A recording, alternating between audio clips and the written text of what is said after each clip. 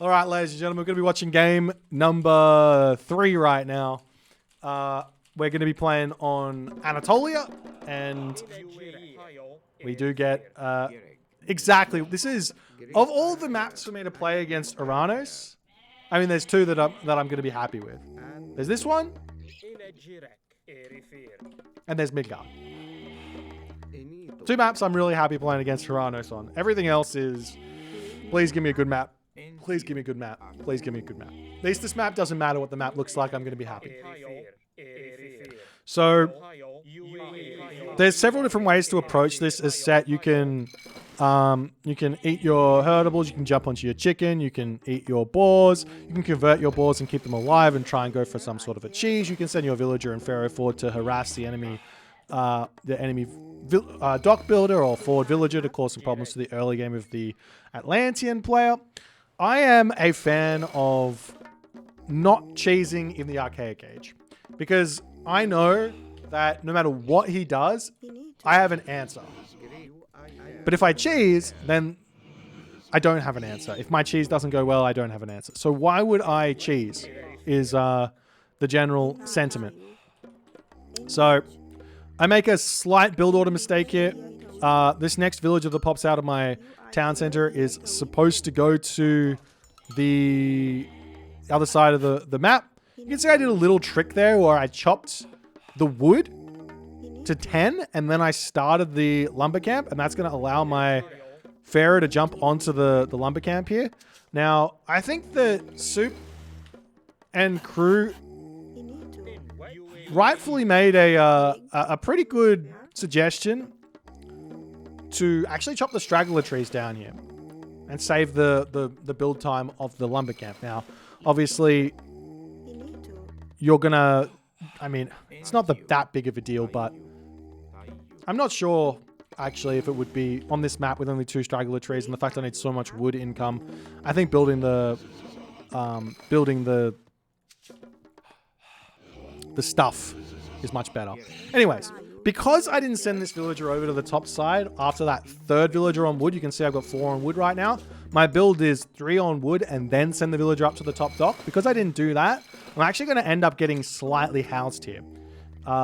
It's not going to be by much, but it's just like, those are the slight timings that end up mattering. So it's fine, but you'll see I got 20 pop here. And if it was 14 seconds earlier, that house, see the villager pops out, the boar gets converted, the house is on the way, the house would have already been up. But the boar gets converted and I get some pain here. Because 25. Obviously, if the boar was converted a little bit earlier, I could have got it to the town center, deleted it, would have been fine. But it's not that big of a deal. It really isn't, but, you know, it's the small things. Okay, so temple up. Everything is going well here in the early game. 6 villagers on wood. I'm going to be hitting my 5:15 advance time, which I generally, I feel like if you can hit 5:15 on this map with 18 fishing ships, 6 docks up as Egyptian, there is pretty much nothing. There's pretty much nothing you can do to stop this. So that's a thing. Like, you can't, well, it's not like you're, how should I say this? It's not unbeatable, but there's nothing you can do to cheese this, is what I should say. There's no like way to just metagame this strategy, is what I'm trying to say. There's no metagame to this strategy because there's always a way in which you can kind of play around it. Play around a situation. So if someone goes for really fast, hard aggression on one side, you're ready to just take the other side and call it a day. Like, all those things are possible. So we get a pretty decent early game here. We get our fishing ships out, our docks coming up on all of these sides here. I'm going to be sending my stuff down the bottom side of the map, looking for some checking if he's gone for the left side of the map at all, or if he's just going to be all-inning me on the bottom. And I see him on the bottom, on the left side of the map, which means, okay, I don't have to worry too much. I can defend whatever he's going to be doing. And I'm looking for if he's got a villager up there or not. Now, I don't know if you guys noticed it. I'm not going to spoil it just yet, but let me know in the comments when you noticed the problem, because I didn't notice it. As I find the villager, and I'm going to be harassing that, the villager will start shanking away here. Bareem is out, but no problems there. Hit that next age, and I'm going to go for a shifting sands with my stuff to kill that villager. This is one of those reasons why Set is really, really good on this map. Is those 3 animals against Atlantean means he can't do anything. He can't take that side of the water. They just literally just can't. So my answer to this as Atlantean against an Egyptian player who would do this is to send my villager over here while I'm advancing, throw 2 docks down, and then send the citizen back home. Because otherwise I'm just going to get shifting sands onto, and it's going to be a sad time. So I just have to take the L here and not have this early aggression that Shelty is having, and just have my 2 docks on the left side, get my fishing ships out, and just wait. Now, Obelisk comes up over here. This is one thing you can do to stop all of the nonsense from going on, as my fishing ship's under attack over there. One thing you'll notice that I do not notice, and why I don't notice it is because all my fishing ships are idle, because I'm idle. And there's in my brain I've already sorted this out. And oh, it just showed up. It just showed up. I got 14 idle fishing ships. And I can see them at the top. Nope, don't notice it. Don't notice it. Focusing on killing the fishing ship. Oh, not the villager. If I get that citizen kill, it's absolutely huge. Oh, I have 15 or 12 idle fishing ships there. That's where my wood is. Why don't I have any Bareems out? There's no way I should be struggling this hard here. I should be easily able to defend. Well, I have infinite fishing ships, which obviously not a good thing, but in the grand scheme of things, it's actually not that bad, because I can send those fishing ships forward, and I can build a dock, and I can take another fishing spot forward there pretty easily. Not going to be that big of a problem for us. But yeah, and also I can just throw away some fishing ships for free, and it's fine. The other thing that having all those fishing ships does, which I'm not trying to say this is good, don't get me wrong, I'm just trying to talk about it, is if you garrison the fishing ships, they boost the dock's damage output. So if your opponent sits under those docks, they're going to lose a lot of their ships quite fast.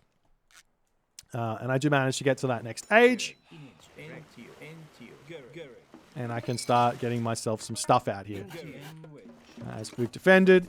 Now, as I kind of always say, the best gods on water maps are gods that have got access to a heroic age myth unit. The Leviathan, the Skylar, the Kraken, the what's it called? The Nereid. All those myth units are vitally important. Why? Because they allow you to under-defend your water against someone else. And it allows you to use all that food and gold to go to the heroic age and find an advantage versus your opponent.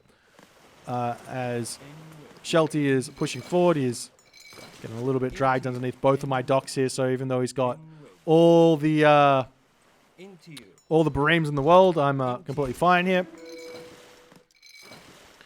To defend, he does go for a cheeky little attack. I go to the heroic age, and as always, ancestors onto the land is the play. There isn't really a better play than this here with Egyptian.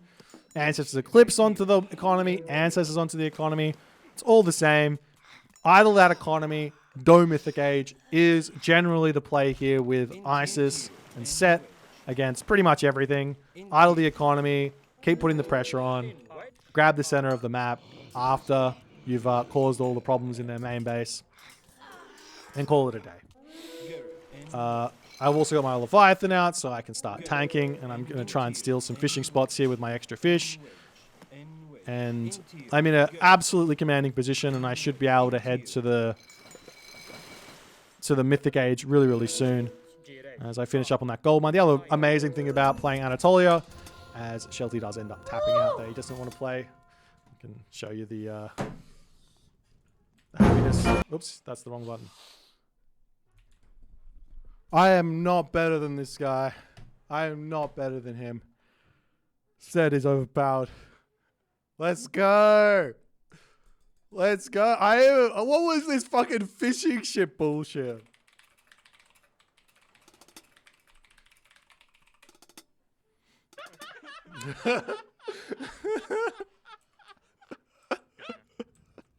Fuck. Oh, we didn't lose first round. Let's go. Oh, all right. GG. Oh. All right. Well, that's the first round. I'm obviously absolutely stoked that I managed to beat Shelty. I think he's an incredibly strong player. I don't feel like my skill level is at his level at all. I think that the only reason I can find wins against these top players is through specific strategies that maybe they're not prepared against. If I play a straight up game against most of these guys, I end up losing.